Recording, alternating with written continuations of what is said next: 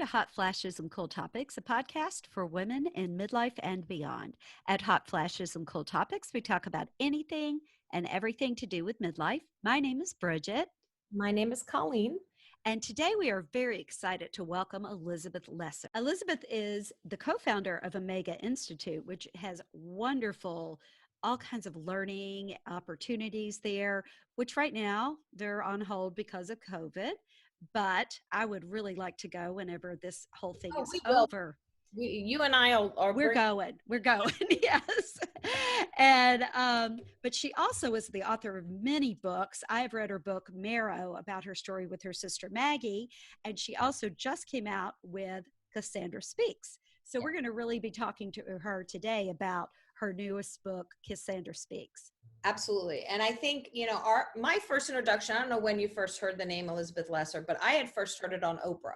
Mm-hmm. She had done like a 10-week course with Oprah. And I think it was, I'm blanking on his name now, Mm-hmm. Eckhart Tolle. With Eckhart Oh, yes. She talks about him in her books. Yes. Right. And so that's why I said, okay. And then Brene Brown started mentioning her and I'm going, And I did some research and I said, okay, so she started Omega Institute in the late 70s and they did a whole lot of holistic learning. But now it's a renowned conference and retreat center. It has a great leadership center. So they do Women in Power, which Bridget and I cannot wait to check out when this COVID pandemic thing is over. Yes. And we talk to her a lot about Cassandra Speaks, some pivotal points in the book about just understanding each other in these crazy times where none of us agree on anything, some human ground, and just, books that might have catered to men in history. Now we're looking at women taking over some of those roles or sharing them. Maybe taking over is the wrong word. Sharing some. Yes. It's an interesting conversation, one we think, Bridget and I think you guys are really going to like. Yes. We're going to let her get started. And here is Elizabeth. Welcome back to Hot Flashes and Cool Topics, everybody. Today we have on a special guest. Her name is Elizabeth Lesser. And I'm sure a lot of you know that name already if you've ever watched Oprah or just read any of her books, the Omega Institute. I'm sure the name pops up in your brain more, you know immediately who we're talking about. So welcome, Elizabeth. Thank you for having me. Pleasure. Oh, please. It's absolutely our pleasure. We were excited to have you on to talk about your new book, Cassandra Speaks. And we wanted to start with that and then maybe talk about the Omega Institute a little bit as well and your journey into midlife, because we like our guests to we're all about reframing midlife experiences and letting the old narratives go, bringing on our own. So we would love to talk to you about that as well. What brought you to write your book, Cassandra Speaks? Well, first, let me just say thank you for having me. And I love the title, Hot Flashes and Cool Topics. I just had to get that out of the way. Oh, because thank you. I am one of those 10% who, for some reason, has never stopped having hot flashes. Oh, I'm gosh. 68 and I still have hot flashes. So I don't know why. Maybe I'm one of the chosen few. I don't know. That doesn't happen, but that has to be so frustrating. Yeah, it's very frustrating. Mm-hmm. Anyway, I got that out. We'll let you off air some things that we recommend. Yeah. So why did I write a book called Cassandra Speaks? And the subtitle is When Women Are the Storytellers, the Human Story Changes. And in some ways I kind of been writing the book my whole life. I come from a family of 4 daughters, and my mom and my grandmother and great aunt lived with us. And my father was this very strong, kind of typical 1950s, 60s, that generation of strong men who just ran the whole scene. Mm-hmm. And of the 4 daughters, I don't know why, I was always the one who was like, this isn't fair. How did it come to be that we all do just what he says? So from a very early age, I was just a little feminist. Mm-hmm. And not because anybody explained what that meant to me, but I was always like, wow, even in an all-female world here, like he's setting not only the pace and the tone, but also what had value, what we did, what he wanted to do, we wanted to do. So then I went to college, and I went and started an organization and started working with men. And wherever I went, academia, business, organizations, it always seemed the same, that women's voices, we had to work super hard to get our voices heard. So much so that by the time I was speaking up, I didn't even really know who I was anymore. I had to be a certain way to be strong, especially in the business world. So I started curating these conferences at the Omega Institute, the conference and retreat center that I co-founded, that I called Women and Power. And I called it that because I noticed, I like to curate conferences that make me uncomfortable. I'm like, what's going on in the culture right now that I don't understand, or brings me right to the edge of my comfort zone, whether it's about health or social justice or things like that. And I thought, when people put those words together, women and power, it makes me uncomfortable. I'm uncomfortable to call myself powerful. I'm not supposed to want power. And so I started bringing women in to speak, women from government, women from the arts, from activism, from spirituality, from religion, to talk about this idea, what happens when you put those two words together. And out of those conferences is how I started to write the book, Cassandra Speaks. And can you tell the listeners a little bit about who Cassandra was? Because it's a really great story. Well, I've always been really attracted to myth and story. I think people learn through stories. I remember after writing my first book, this was more than 20 years ago, it was sort of an overview of holistic health and how to make choices, what are the best ways to grow physically and spiritually. And every now and then I'd tell a little bit about my own journey, and people would always say to me, I loved your book. Well, I didn't really read most of it. I just read your story. And I thought, okay, note to self, talk about life through your personal story, because that's how people perk up. And if you go back into our great religious texts, the Bible, Old and New Testament, the Quran, they're all stories. There are stories about Jesus. There's a story about Moses. There are stories about Job, Adam and Eve. And the Greek myths are all stories about people. Every myth, every culture, and I've studied them because I love myth and story. But most of the storytellers throughout history were men.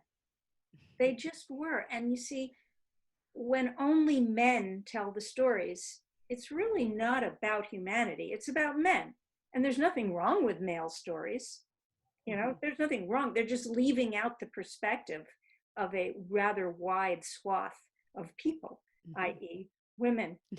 So I went back while writing this book into quite a few of the stories that really define Western culture. Adam and Eve and Pandora and Cassandra and many others. I ended up calling the book Cassandra Speaks because that particular story really grabbed me for our times. So Cassandra was a princess, the most beautiful princess in Troy, which was an adversary of Greece in ancient Greek times. And all the men wanted to marry her. She wasn't really that interested, but her father wanted to marry her off, and the gods wanted to marry her. That's how spectacular she was. Zeus, the king of the gods, and Apollo, his son, and he wooed her by saying, I'll give you a gift of making you clairvoyant. You will see the future, Cassandra. Would you like to see the future and tell the future? And she wanted that. And so he neglected to say that part of the price of the gift was sleeping with him right then and there on the spot. And she refused. And he was really angry. And instead of just taking away the gift, he said, Cassandra, you will be clairvoyant. You will see the future.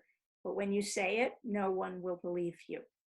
And so she did tell what was going to happen. She foresaw the war. She foresaw the Trojan horse and all the soldiers hidden in it. And she proclaimed it.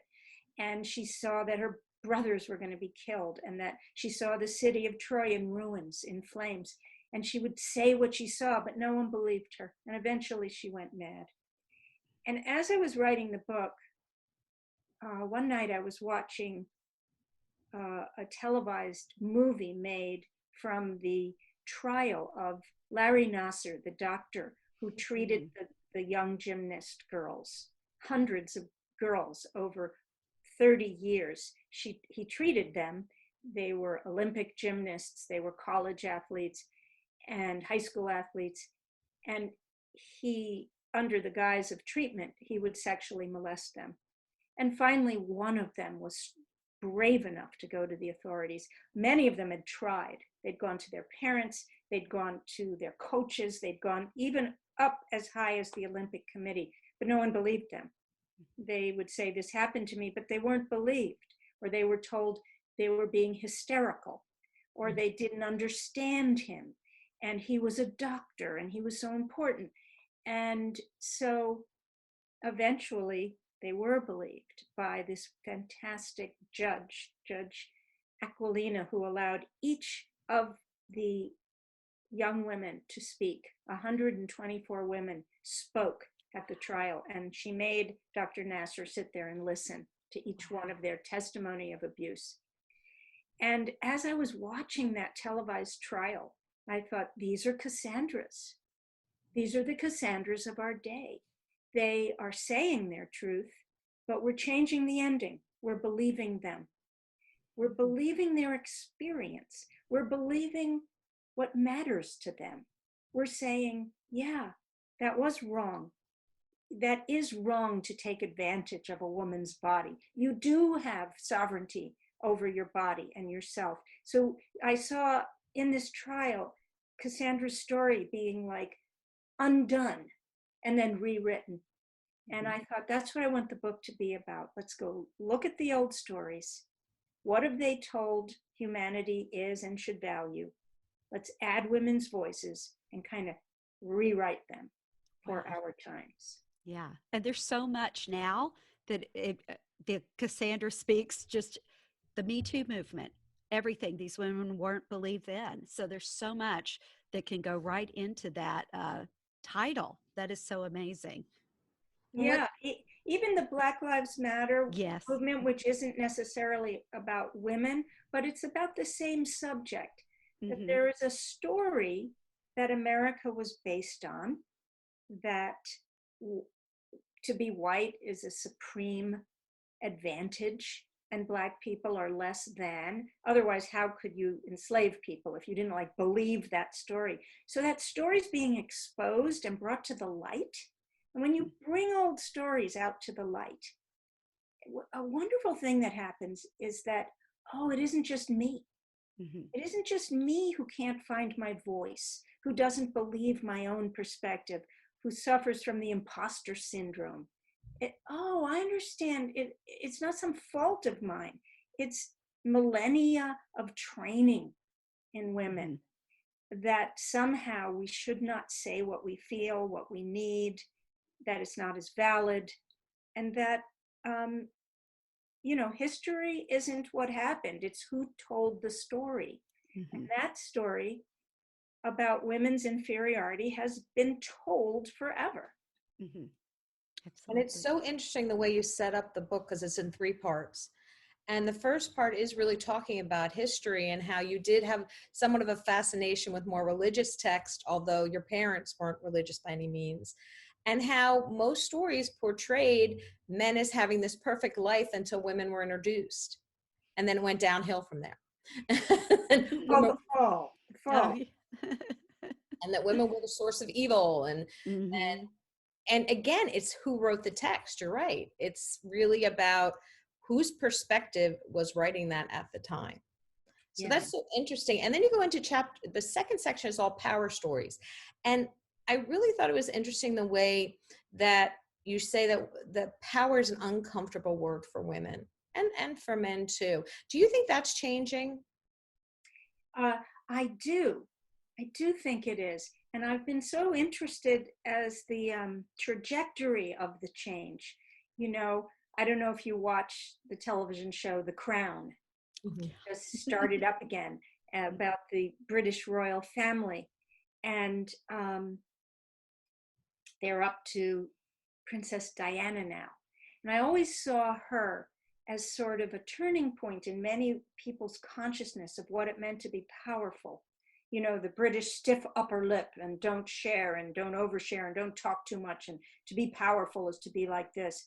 And she introduced this vulnerability into, she could be powerful and royal and valid in that world, but be a vulnerable, tender heart.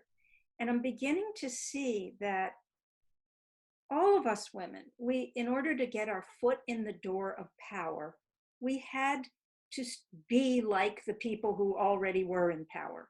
It's just understandable. Like, you can't get into the room where it happens if you don't know the language of the room, and you can't put on that tough suit and learn that language and be that kind of person.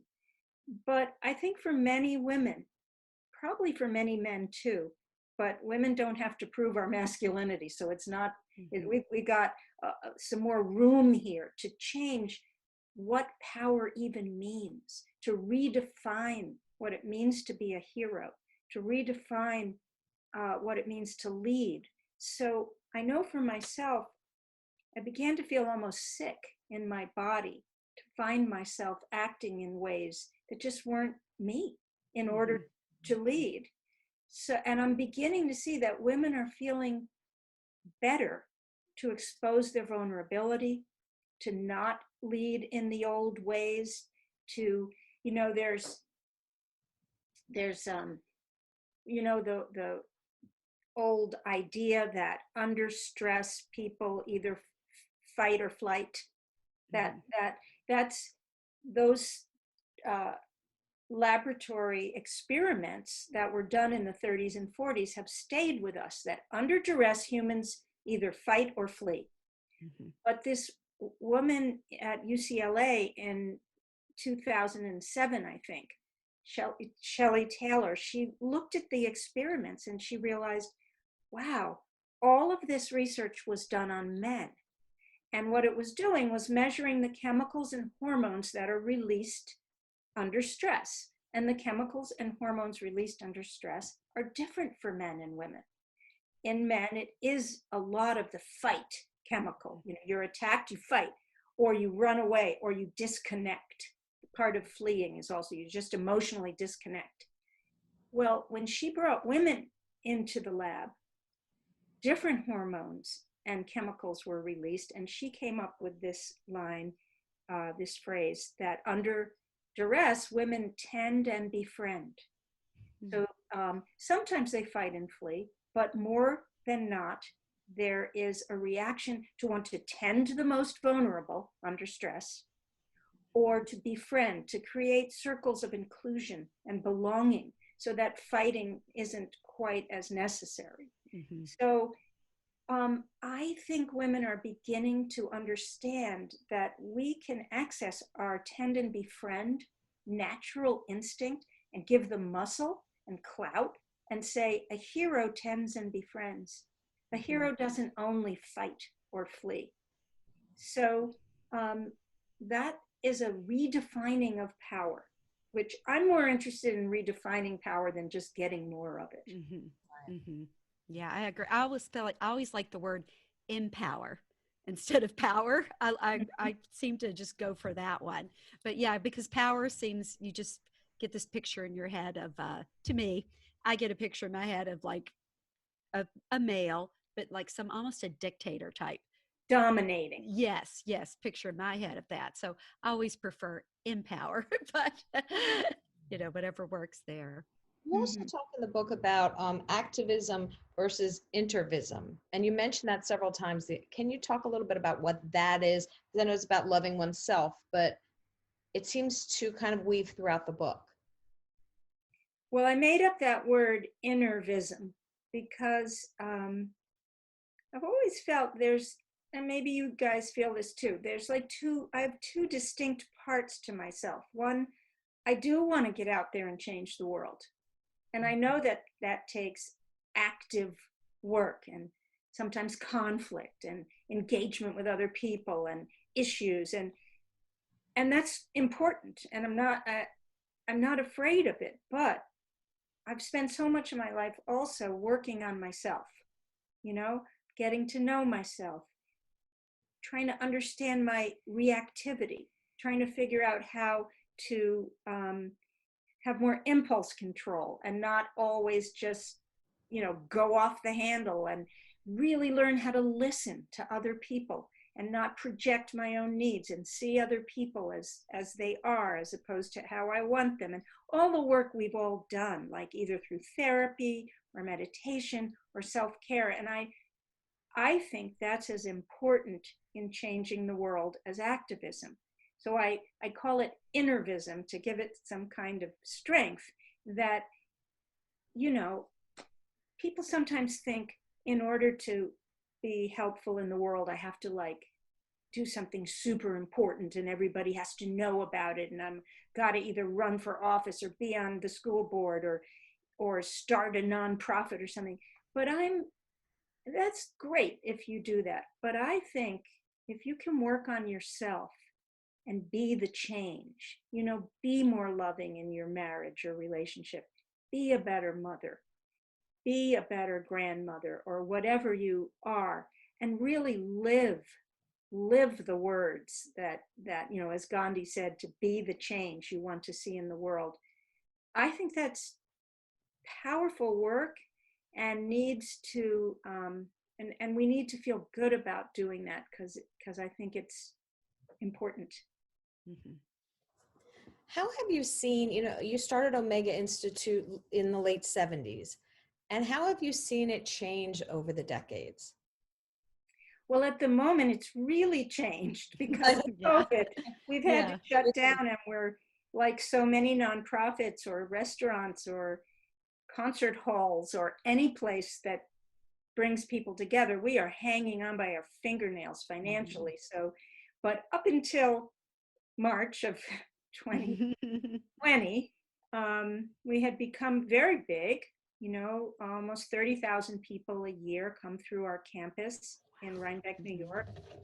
And our curriculum has grown. You know, we started 42 years ago as mostly holistic health and some spiritual teachers. And we've grown to workshops and trainings in everything from art and sports and cooking and stuff for parents and kids, and of course, health and wellness and spiritual retreat. We've done a lot of work bringing mindfulness and yoga to things like veterans and people who work in the whole activism world. So we've expanded a lot, but we've never left our core idea, which is that people can learn and evolve over a lifetime, that education shouldn't stop ever, and we need skills and we need community at all points in our life.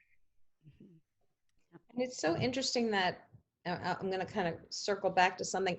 You know, you have been on Oprah and you've spoken to Brene Brown and really well-known people in their fields. Yet still, when you do these workshops, you still have the imposter syndrome, that feeling of, am I worthy to get out there and talk? And you talk about that in the book towards the end. But it's so interesting to me that you still feel that way when, you know, we all still have that, am I really qualified to be doing this? Can you talk a little bit about that? Yeah, well, I would assume you feel it too. Oh, absolutely. Okay. Yeah. So, and I would also assume that you're both like really awesome people who have been through a lot, and you have jobs and families and kids and all the things you have. I don't know you well, but I just assume that if I looked at your resume, I would just say like, whoa, impressive person. And so, you know, I remember once when I was working with Oprah, she said, and I think she has said it publicly, that there's never been one person who has come on her couch or chair or in front of her who wasn't dealing with the sense of, am I enough? Do you Mm-hmm. see me? Do you like me? Mm-hmm. Am I somehow so flawed that it's just showing right now? Like, everyone feels like that. Mm-hmm. And I think that's been the biggest blessing of my work at Omega, in that, I've met so many wise and accomplished people who've come to teach at Omega. And people often will say to me, well, what's the biggest thing you've learned from them? And I would say the biggest thing I've learned is that every single one of us is just so vulnerable and so insecure and so looking for love and being seen. And of course, we all show that in different ways. Some people act as if they're holier than thou and better than thou, and arrogant and like just an asshole. And you're like, and so you assume, oh, they got it going on. But that's a cover, that's a Mm-hmm. layer. And other people's covers and layers are different and passive aggressive, or it turns into depression, or it turns into meanness, but underneath all of those cloaks is just you and me, souls on a journey. Horrible things happened to us that made us this way. Great things happened that made us that way. But basically, I say we're all bozos on the bus and hiding from each other.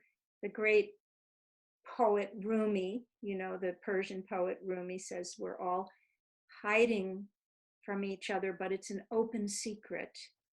The Mm-hmm. open secret is, it's not a secret. Mm-hmm. I know that you're suffering, Mm-hmm. and I know that your behaviors to cover that suffering, they're not really working for me. So could we put this down? Can we just put our stuff down and just show up with each other? That's the big takeaway from years of work for me. Just take off the veil and show up. Mm-hmm.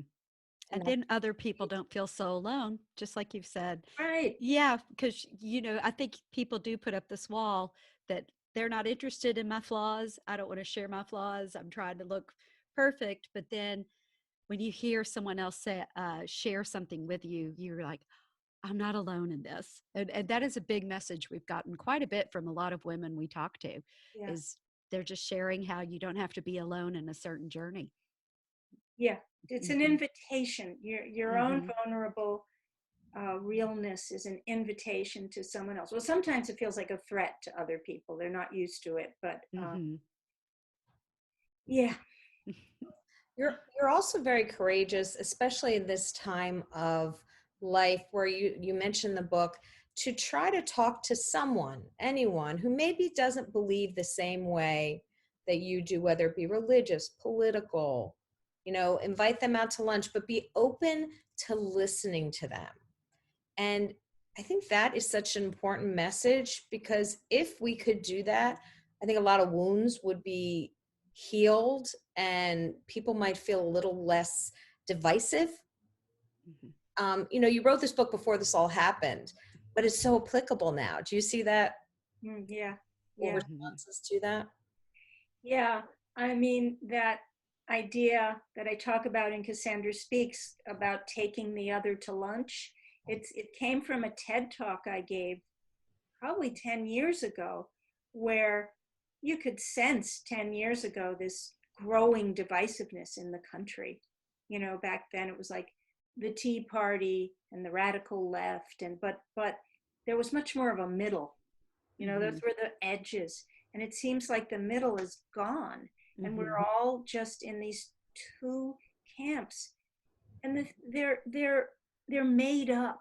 They're fabricated because there's overlap in all directions. I keep telling my friends who voted one way that those other people, they all didn't vote for that person because they're all like big, bad, evil people. That's impossible. It's just impossible that half the country is evil and half the country is good. And we're seeing each other that way. And I think the only way through this yes, we can elect better, kinder people.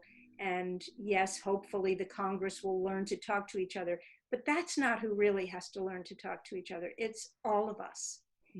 And it starts in the most simple ways. Your neighbor who had a sign on his lawn for the candidate that you revile, you know? So just go over and say something like, the election's over. Would you come and have coffee with me? I just want to know how you're feeling. I want to know what this has been like for you. Not to change anyone's mind, just to humanize each other. We have to humanize each other. There is a terrible history of what happens when we don't. It's not that big a leap into the Rwandas of the world, or the Cambodias, or the Germanys, or the Argentinas. You know, this has happened before. And there's no reason to think that it couldn't happen here. And it's really up to us. And recently, I've felt that way for so long. I just know people personally that would maybe say something when I would be speaking to them, and it would sound very bigoted and racist even, and I would just be shocked. And then they would say, "Oh, but that person's okay." And I'm like, it's because you know that person, because you've given a chance to meet that person. There's a million other people out there that are normal people too. You just haven't given them the chance, or you haven't given yourself the chance to know them. And I think that's such a big thing, is humanizing our fellow humans, our fellow people, that you've got to really put yourself, just not say, oh, put myself in their shoes, but you really have to think, how would I feel if this was happening to me or my child, or, you know, someone that I love. So I think that is such a key. That's very important. And I'd love to see women feel that we could take the lead in that, this tend and befriend instinct in us to create belonging. So we don't have to fight or flee. I think, now so many men have this capacity too, but I'm just talking about women right now. I think we have a long history of knowing how to just create more peace in our families, to think about doing that for the world as a redefining what a hero would look like. Yes. You do talk about that in the book, and how even certain terms that are used for women are aggressive, like bombshell and things like that, that are war kind of thought process. Another interesting thing, which I didn't know about, and I read in your book, and I was really curious why it wasn't in the news. You had gone during Sandy Hook in 2012, you had gone to speak, which just being able to do that is amazing. But that there was another woman not too long after, it's Antoinette Tough. Yeah. Have you heard of Antoinette Tough, Bridget? Right? I love it you're bringing her up. Love it. I don't know why she wasn't brought up in the news. Someone had come in with guns to shoot another school, and I don't know if she was the receptionist or the first in line. She talked him down from it by making him realize he wasn't alone in the world, by using words her pastor had used, that he mattered in the world, that he cared, that they cared. And she managed to peacefully transfer him to the officers, and no one was hurt. Yeah. I'm just blown away that it was never talked about. Well, I wrote about it in the book because she was such a perfect example. And there are other examples like that. It's in a chapter of the book called Know Her Name. If we knew Antoinette Tough's name just as well as we knew the names of the young men who shot people, or the name of Sandy Hook, everybody knows what that means. But if Antoinette Tough was a name everyone knew, as this is how you peacefully talk down someone who's come to shoot. And it could be, it doesn't have to be as radical as that. Who are people that you admire, who courageously yet nonviolently are heroic? Those are the kind of people I'd like to see us start putting out there, not just, superheroes and, people who go in there and kick butt, but more people who go in there and heal hearts. That's the kind of heroism, so that a social worker begins to have as much clout as a policeman. Not one better than the other, but why don't we consider a kindergarten teacher a first responder? Right. She's trying. That's what I was. But yeah. I mean, when you were talking about her, I was picturing myself back in school and seeing that person that has to deal with everything in the office. But go ahead. I'm sorry. When you said kindergarten teacher, I cheered. Oh, well, first responders, and you would have been a first. Yeah. That's right. I mean, I love that you went woohoo when I said kindergarten teacher. This is what I'm talking about. Yeah. Absolutely. And it's just, there's so many stories like Antoinette's that are just not shared because bad news travels faster than good news. And that's a shame, but it's part of our reality.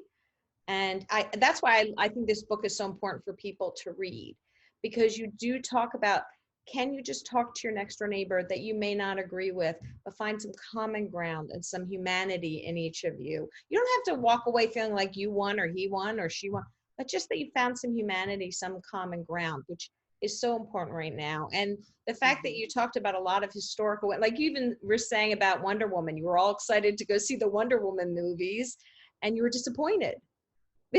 Because she came out just like all the other heroes. She left this beautiful island where everyone was happy to go, in the middle of a war zone. So it was interesting. Yeah, well, what I wanted her to do was to get into that war zone, and she had all these superpowers. She could have done whatever she wanted. She didn't have to go in there with a weapon and start fighting. She could have actually magically brought everybody to a table and fed them delicious food and said, look, everybody, nobody's leaving the table until we all put down the arms and figure out a way to live together. The mamala. I wanted her to be the mother and change the world that way. And I want that to have a musculature behind it and everybody to think it's just as cool to do that as it is to be a video game warrior. Yeah. What have you seen as the path for midlife women over the last maybe couple of decades? I know you see a lot of us at the Omega Institute, but have you seen a transition to kind of making our own definition of what midlife and beyond is? Oh yeah, absolutely. I think that's one of the reasons that we ended up these past 4 years with such a strong man president and a kind of clamoring to return to kind of like these old values of like, little lady, get back in the kitchen and big daddy's here. I'm sorry if I that's okay. I don't want to, I don't want to be political, but I do think all over the world, it's not just the US, there's been this sort of regression to an old power paradigm. And I think it's because women are stepping up and not just stepping into the old roles. We're stepping up and we're saying, let's do power differently. Let's do everything differently. Let's have a more emotionally intelligent world. Let's value child care. And let's put that way up there at the top of the priority. And I think we're beginning to feel good enough about ourselves and valid enough to claim space and to try to change what it means to be a full human being. And I think men are changing too. It's slow and there's going to be all these backtracks, but I have seen midlife women really stepping into themselves with a lot of courage. I love that. That's what, our podcast is really about, redefining however you choose your next chapter, because it's no longer what the culturally lagging norms are. We've got another 40 years. What do you want to do with it? Yeah. So, and I say the best way to make sure what you do with it you end up feeling awesome about is to be connected to other women and to like gain strength. You know, I have sons, I'm married to a man. Like, this isn't an anti-man thing. This is, there is just such wonderful support comes from being with other women and sharing your stories vulnerably, kind of dispensing with this lie I feel that women are bitchy to each other and women don't support each other. That's not been my experience. My experience is that, yeah, some women do that, but mostly it's my women friends and colleagues who give me the courage to be who I am. Yeah. Stronger together. Yeah. That's what we have seen throughout this that we've been Very doing few together. women have we kind of been surprised that I think when you're in your 20s and 30s and you're trying to build a career, more women think there's a finite amount of, you know, I'm going to go up the corporate ladder. But as we hit our 40s, 50s, and 60s, it's like you want to raise everybody up. Yeah. That's what we have found, you know, 9 times out of 10, that women just want to spread the word, that they want to have stronger together, like Bridget said. Yeah. And I think one thing that I've been really loving is reaching back into women in their teens and 20s and early 30s and helping them be like that way earlier than I was. Because I think women really can be, from the very beginning, more of a let's help each other up as opposed to pull each other down. I think that's a myth that was not created by women. This idea that women don't support women. I agree with that. I think maybe that was, I think that men, and I'm not bashing men either, like you said, you're not either, but I think some men maybe felt threatened, and then women, they were like, okay, we have one woman here. That's our woman. Yeah. Right. But, you know, I'm finding it truer with younger women. I have a daughter that's 25. Colleen has 2 daughters in her 20s, and my daughter just started her career about 2 years ago, and she had a wonderful 29-year-old mentor, female mentor, who has been absolutely wonderful, just showing her the ropes. And she just found out this particular girl is going to leave the company and go to another company. And my husband was so impressed with this young lady that he put on LinkedIn, like, just praise this girl. He's never met her in person, but he just said, what a fabulous mentor that this girl was, and what a great example.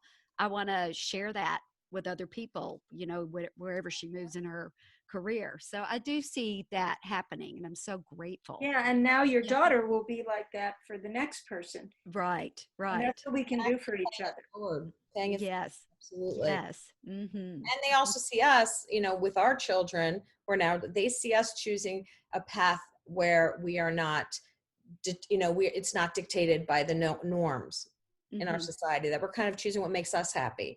And starting, you know, Bridget and I started this podcast when we were in our early 50s. Who would have thought that we would be doing that? And taking chances and risks and enjoying the journey. So we appreciate you coming on. Yes. Thank you so much. Thank you. Everybody should get out and read the book, because I think it's wonderful. Cassandra Speaks, and it's just, you'll get a lot out of it. So please go and get that book, and please stay in touch, Elizabeth. We would love to have you on again. Great. I'd love to. Like, the hour flew by. I know, it sure did. I was like, oh my goodness. It does. I'm like, oh, what time is it? I looked up at my computer just now. Up all the time, because it's just like, we keep talking and talking, and because there's so much for midlife women, as my dog barks, there's midlife women to talk about. But thank you so much. It's been an absolute pleasure. And anything that we can do to be supportive of the Omega Institute during this time, please let us know. We'd be happy to do it. If you stumble upon a couple of $1 million, just let me know. I haven't yet. Several companies I know that are fundraising. Everybody. But okay. This is Elizabeth Lesser speaking on hot flashes and cool topics. We hope you enjoyed that interview with Elizabeth Lesser as much as we did. Try to check out her books. She's got 3 of them out. Look up the Omega Institute. When things start to go back into some normalcy, we would love to go take a retreat. So maybe you'll see Yes. you there, right, Bridget? That's right. I'm so ready to travel.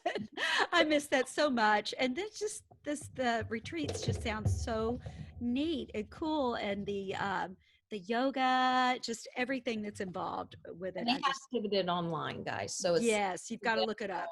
go to the On, website, check it out, and make sure to follow us on all forms of social media. We're here, we're there, and we are we're everywhere. everywhere. We're starting to put things on YouTube. So all of our YouTube, there's only one YouTube. We Uh, own we're just we're putting it on YouTube. So all the videos or all the podcast episodes that the video works out okay, as long as technology agrees, we will put that on YouTube. Absolutely. So thank Yeah. you so much for listening today. Thanks. Bye bye.